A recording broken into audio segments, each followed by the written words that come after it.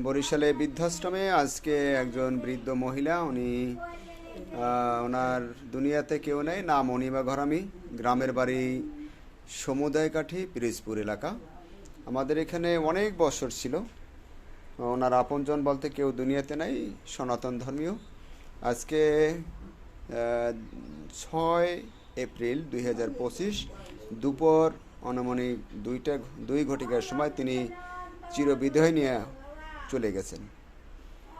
আজকে আমরা তাকে বরিশালের কাউনিয়া শ্মশান ঘাটে মরদেহ দাহ করার জন্য আমরা নিয়ে যাচ্ছি। শুভাকাঙ্ক্ষীদের কাছে আমাদের প্রত্যাশা ওনার জন্য দোয়া করবেন। উনি মৃত্যুকালীন সময় আমাদের এই যে বৃদ্ধ নিবাসের 7টি ভবনের ভিতরে 2টি ভবন আছে অকেজো সেন্টার। অকেজো সেন্টারের 4 নম্বর ভবনে উনি অবস্থান। আমরা এই যে দেখাচ্ছি যে অকেজো সেন্টারে যে সমস্ত মানুষগুলো আছে আমাদের কাছে অনেক। বাবাই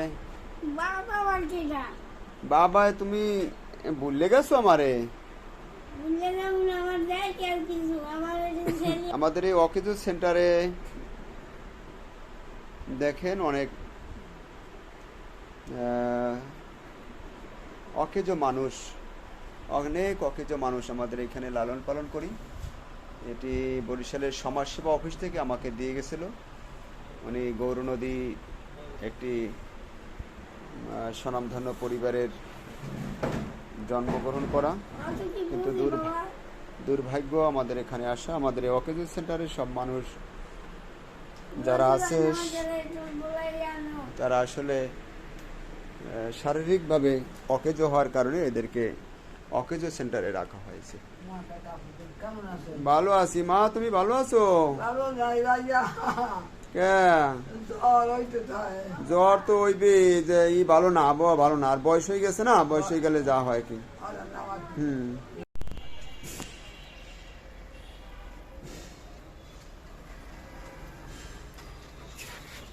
লাকড়ি আনা হয়েছে, ধূপকাঠি দাহ করতে যে সমস্ত জিনিসপত্রগুলো দরকার হয় আমরা সেগুলো নিয়ে আসছে।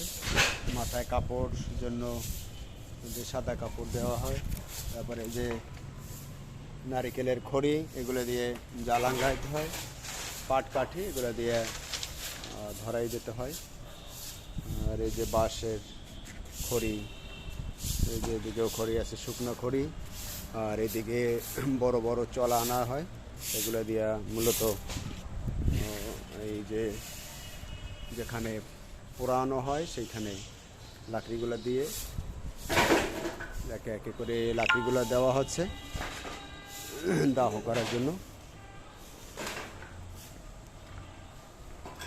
এখানে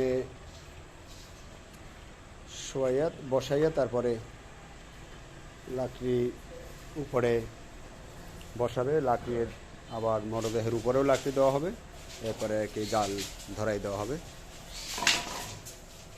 আমরা এই মুহূর্তে শ্মশানে আছি। যে শ্মশানে তার মরদেহ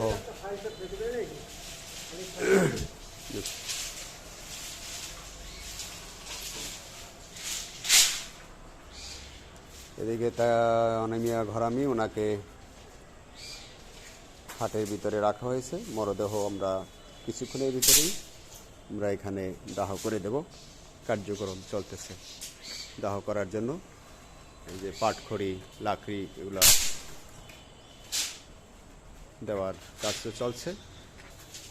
যে চলা, বড় বড় চলা এগুলাও দিতে হয় পোড়ানোর জন্য। একজন মানুষকে পোড়াইতে অনেকগুলো কাঠ লাগে, তো সেজন্য আমরা এই কাঠগুলা এই কাজে ব্যবহার করব। শুভাকাঙ্ক্ষীদের আমরা অনুরোধ রাখবো, মৃত ব্যক্তি তার জন্য আপনারা দোয়া করবেন।